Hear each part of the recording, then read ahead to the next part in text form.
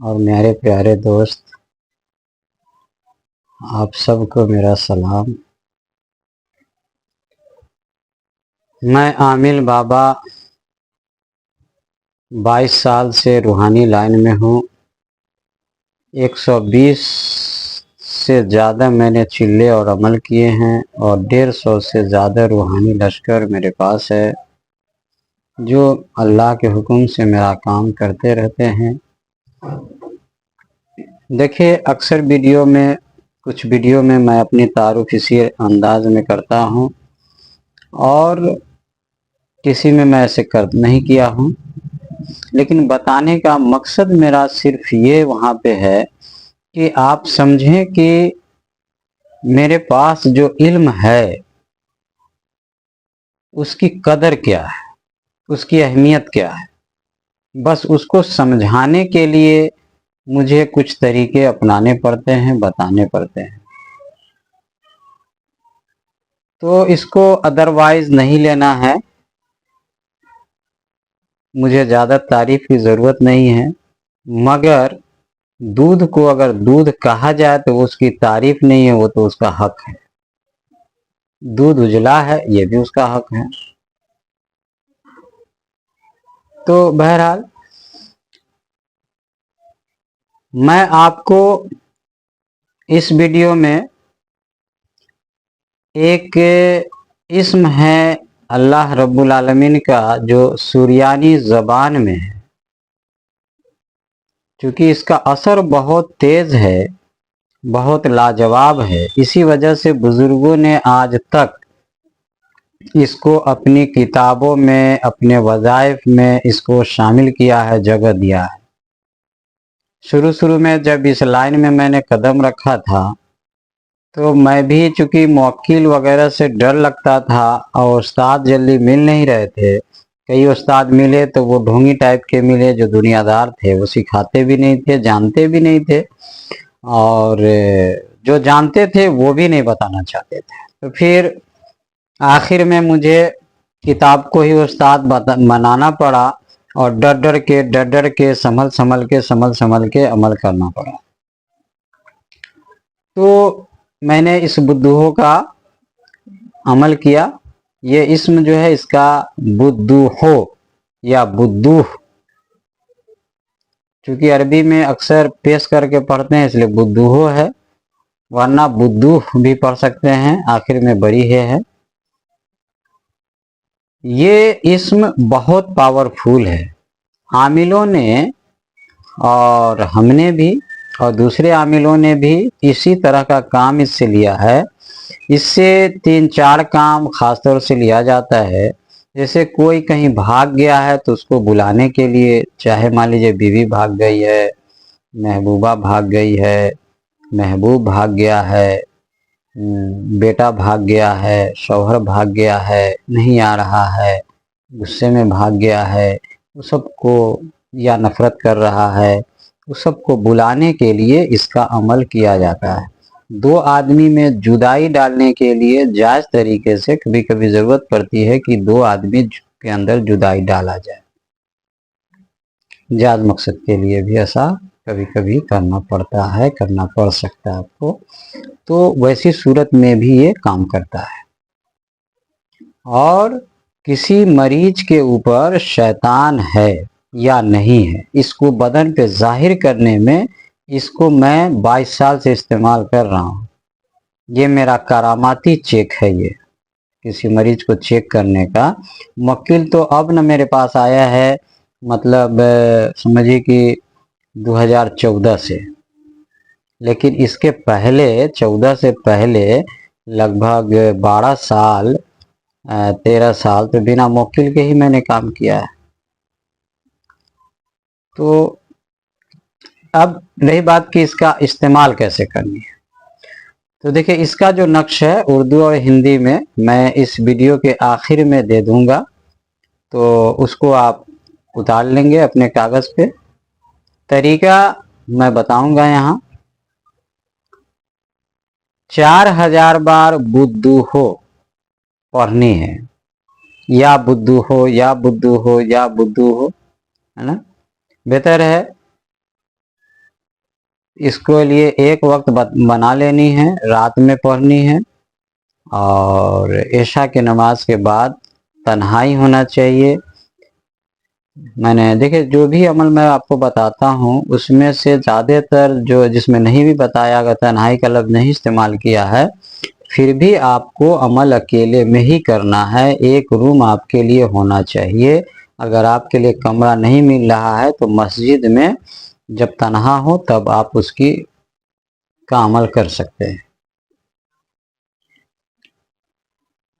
तो खास जगह पे खास वक्त में, खास जगह यानी एक जगह फिक्स कर लेनी है जहां रोज पढ़ाई करनी है, एक वक्त मुतय्यन कर लेनी है, 4000 बार या बुद्धुओं पढ़नी है, और बुद्धुओं का जो नक्श है उसको 40 नक्श को लिखना है पढ़ते हुए, या बुद्धू हो जो उसमें लिखा हुआ है। वो नक्श जो है वो अंक में नहीं लिखना, अदद में नहीं लिखना है, वो हरूफ में लिखना है जो दिया हुआ। और इस तरह से जब 40 नक्श रोज लिखना है, फिर उस लिखे हुए नक्श को रोज जला देना है, कोई भी आग में उसको डाल देना है। एक एक करके डालिए, गैस के चूल्हा पर भी उसको आग में डाल सकते हैं, एक एक करके रोज जलाते रहिए उसको, या उसी वक्त कर दीजिएगा तो ज़्यादा अच्छा है। उसको जलाते रहिए, ठीक है। 40 दिन जब पूरा हो जाएगा तो आप इसके आमिल हो गए। अब इसको करना, इसको इस्तेमाल कैसे करना है। मान लीजिए कि अगर आपको ये बुद्धुओं का नक्श है, अब कोई मरीज को चेक करना है कि उसके ऊपर कुछ है या नहीं है, कोई बीमारी है, कोई शैतानी है, कोई आसेबी है, सेहर है, क्या मामला है, तो ये 2 तावीज़ लिखना है, एक यहाँ पे डाल देना है, एक यहाँ पे डाल देना है, इसे मुट्ठी बंद कर लेनी है, जांघ पे मरीज को माने हाथ को रख देना है, और जोर से नहीं बंद करना, मुट्ठी सिर्फ बंद रखना है, और मरीज को आंख बंद करा देना है, और आंख बंद करके उसको बोलना है कि जो कुछ भी तुमको दिखाई देगा आंख बंद करके बताना, ठीक है। इस तरह से 15 से 20 मिनट कम से कम उसको देना है। अगर किसी मरीज को कभी कभी कोई मरीज का लेट के जाहिर होता है, इसलिए 20 मिनट जरूरी है, वरना जिसके ऊपर रहता है 5 मिनट जैसे ही होगा मरीज। अब आपको करना क्या है कि या बुद्धू हो 200 बार पढ़ के दोनों मुट्ठी पे उसके फूकते जाना है। 200 बार पढ़ लिया, एक मुट्ठी पे फूक दिया, 200 बार पढ़ लिया, फिर एक मुट्ठी पे फूक दिया, इस तरह से करते जाना है। और इस तरह से 20 मिनट का ये माने समझिए कि ये जो खेल है ये 20 मिनट का है। अब 5 मिनट के बाद आप आम तौर पे मरीज के अंदर में अगर उसके ऊपर कुछ है तब क्या क्या कैफियत होती है, या तो हाथ इसी से कांपने लगेगा, ठीक है, कोई मरीज रोने लगेगा, किसी का हाथ ऑटोमेटिक खुल जाएगा, बंदे नहीं होगा, मुट्ठी नहीं बंद होगा उसका, तो अभी जब डालिएगा तो मुट्ठी अपने आप लगेगा कि कोई खोल रहा है, इस तरह से। फिर उसका कंधा और सिर मरीज का भारी हो जाएगा, ऐंठ जोट करने लगेगा, ठीक। और किसी किसी के साथ उल्टा भी होता है कि कभी कभी उसका बहुत भारी रहता है तो हल्का हो जाता है, मगर ऐसा कभी कभी होता है, ठीक है। लेकिन ज्यादातर मामले में वो पूरा का पूरा जिस्म भारी हो जाएगा, कोई हंसने लगेगा, कोई रोने लगेगा, किसी को जमुआई आने लगेगी, है ना, इस तरह का माने समझिए कि एब नॉर्मल कैफियत होगी। नॉर्मल कैफियत जब हो यानी मरीज को कुछ नहीं है, जैसे बस नॉर्मल जैसे इंसान रहता है उसी तरह का, न हाथ भारी है, न कुछ है, न घबराहट है, न बेचैनी है, न रोना है, कुछ भी नहीं हो रहा है, तो समझ लीजिए। और तो 20 मिनट उसको रखिए, 20 मिनट में कुछ भी नहीं हुआ तो उसके ऊपर कुछ नहीं है, ऐसा आप मान लीजिए। क्योंकि इस तावीज का जो मुकिल होता है वो जब भी जिस्म के अंदर में कोई भी चीज होगा तो उसको जाहिर करके ही रहता है, बिना जाहिर के रह ही नहीं सकता, इतना पावर है। ये तो नो कहीं भी छुपा हो वो उसको हरकत में आ जानी है, उस शैतान को, उस जिन को। इसलिए आपका, हाँ, अब कभी कभी जैसे कोई तेज जिन होता है, अब वो मरीज के साथ आया ही नहीं है, वो रह गया है घर पर, ठीक है, और आपके अमल में अगर असर है तो वो आंख जैसे बंद करेगा उसको उसके घर में वो शैतान दिखाई देगा, उसको वो घर नजर आएगा। मान लीजिए बेड है, बेड पे बैठा हुआ शैतान है तो उसको दिखाई देगा कि मेरे बेड पर शैतान बैठा हुआ। फिर आप उससे चाहें तो उससे बातचीत भी करा सकते हैं, जब कोई चीज दिखे मरीज को तब आप उससे कहें कि ठीक है, उससे सवाल करो, पूछो कि तुम मुझे तकलीफ पहुंचाते हो, तुम मेरे साथ मोहब्बत से हो या नफरत से हो, तुमको कोई भेजा है या खुद से आए हो। इस तरह का जब सवाल इस तरह का कीजिए कि जवाब माने साफ सुथरा निकल के आए। ये आपकी काबिलियत पे है, आमिल की काबिलियत पे है कि क्या सवाल करता है। ये मुझे किसी ने सिखाया नहीं था, बस धीरे धीरे अपने अकल से सीखा मैंने और तजुर्बा करते गए, बढ़ता गया। तो आप इस तरह से रूबरू शैतान से, मैंने इस तरह से शुरू से ही, मतलब जो जिस्म पे शैतान रहता है मरीज के, उस शैतान से मैं मरीज को बातचीत कराता था। देखिए, जिस्म पे हाजिर करके या उससे बाकी लोग बात करें और मरीज का होश ना रहे, ये तो आमतौर पे होता है, मगर मरीज खुद शैतान से बात करे ये कोई आमिल नहीं कराता है। और मैं यही कराता था, इसीलिए मैं जल्दी मशहूर हो गया था। मुझे भी मजा आता था कि मरीज को आंख बंद करा के उसके ऊपर जो शैतानी असर है, तो उस शैतान से या जिन से वो बात करता था। और इसी अमल से मैंने जो इंसान दुनिया से चले गए हैं उसकी रूह से मुलाकात बात मैं इसी अमल से और इसी तरीके से कराता था। थोड़ा सा अकल मैंने इसमें लगाया था कि जब जरूरत पड़ी थी तब। वो कभी किसी और वीडियो में बताएंगे इंशाल्लाह, अगर मौका मिला, टाइम मिला, याद रहा तो। क्योंकि तो इस तरह से आप चेक वाला काम इससे आप कर सकते हैं। कोई भी मरीज को आप चेक कर सकते हैं, कहीं भी चेक कर सकते हैं। बस तावीज को हाथ दोनों में दिया, दोनों हाथ में आप 200 बार या बुद्धू हो पढ़ के दोनों इस हथेली दोनों पर फूंक दिया, आंख बंद कराए हुए हैं और उसको बता रहे हैं कि देखो तुमको कोई चीज दिखाई देगा, कोई इंसान दिखाई देगा, तुम उससे बात करना। तो देखिए, जब आंख बंद करता है मरीज तो कभी कभी उसको, जैसे जिन तो अक्सर ज्यादातर जो है आदमी के शक्ल में कम और जानवर की शक्ल में ज्यादा होता है, जैसे खासतौर से सांप की शक्ल में ज्यादा होगा। तो ज्यादातर मरीज आपको कहेगा कि सांप दिखाई देता है। उस सांप से भी बात होगी, जैसे इंसान बात करता है वैसे वो बात करेगा, सही से अगर आप सवाल किए तो। कोई कोई बहुत जिद्दी होता है जो आपके सवाल का जवाब हरगिज नहीं देगा, चाहे आप जैसे उल्टा पलटा सवाल कर लीजिए मगर नहीं देगा। तो कोई बात नहीं है, जब कोई जवाब नहीं दे रहा तब तो आप समझ जाइए कि वो शैतान ही है, वो अच्छे इरादे से नहीं आया है। तो फिर दूसरा मरहला आता है कि उसको पकड़ना है और उसको जलाना है, वो दूसरा मरहला है। वो दूसरे वीडियो में देखिए कि मैंने जो बताया है तरीका कि शैतान को पकड़ के कैसे जलाना है, तो वो दूसरे वीडियो में आप देख सकते हैं। वो हमने अलग इस पे टॉपिक पे वीडियो बनाया है। तो ये चेक करने का जो तरीका है ये लगभग मैंने बता दिया है, इसमें कुछ हल्का फुल्का छूटा होगा, नहीं तो मैंने अपने तजुर्बे से बहुत सारी चीजें बता दी है। मगर इसको बार बार जब आप सुनेंगे और इसको खुद करेंगे, है ना, एक दो नहीं, जब आप 10-20 मरीज पर करेंगे तब आपको इसका सही मजा मिलेगा। क्योंकि हो सकता है 2-4 मरीज पे आप किया और उस मरीज के ऊपर कुछ है ये नहीं है, या ऐसा है कि कोई जिद्दी ही शैतान है जो बात ही नहीं करना चाहता है, तो आपको मजा नहीं आएगा, मरीज को भी नहीं मजा आएगा। तो इसलिए कम से कम 20 मरीज पर जब आप इसको टेस्ट करेंगे तब आपको इस तावीज के करिश्मे का असर समझ में आएगा और दिखेगा। ये अमल बहुत अच्छा है, आप इसको जरूर कीजिए। इससे चेक करने का, इससे अच्छा अमल आपको नहीं मिलेगा। अक्सर चेक करने वाले अमल में धोखा होता है, मगर ये अमल में कोई धोखा नहीं होता है। ये एक्सरे से भी बड़का तगड़ा एक्सरे है, ये अल्ट्रासाउंड है ये। अच्छा, दूसरा कि अगर किसी को मोहब्बत करानी है तो ये नक्श लिख के हैं और उसका नाम वगैरह लिख के धो के पिलाना हो तो पिला सकते हैं। नहीं अगर मिले तो दूर है, आज मोहब्बत करानी है तो पंखा में बांध दीजिए, पंखा के पंखी में, ठीक है। और उसके बाद इसका दूसरा तरीका है कि रोज अगर दीवाना बनाना है, बेचैन करना है, तो एक बड़ा सा पलीता परी नक्श को बनाइए जो आधा घंटा जले और रोज एक वक्त में उसको जलाइए। खास तौर से जिसके बारे में आप कर रहे हैं वो उस वक्त सोया हुआ ना हो, जगा हुआ हो, ऐसा टाइम मुकर्रर करना है। खासतौर से दिन का जिस वक्त जगा हो, सोए में जगाइएगा तो सोए में बेचैनी होगी, सो के उठेगा बात खत्म हो जाएगी, समझ रहे हैं। तो दिन में उसको जलाना है पलीते को आधा घंटा रोज 40 दिन तक। जिसके बारे में करना है, तो वो बेचैन होगा, बेकरार होगा, फोन करेगा, आपके पास आएगा।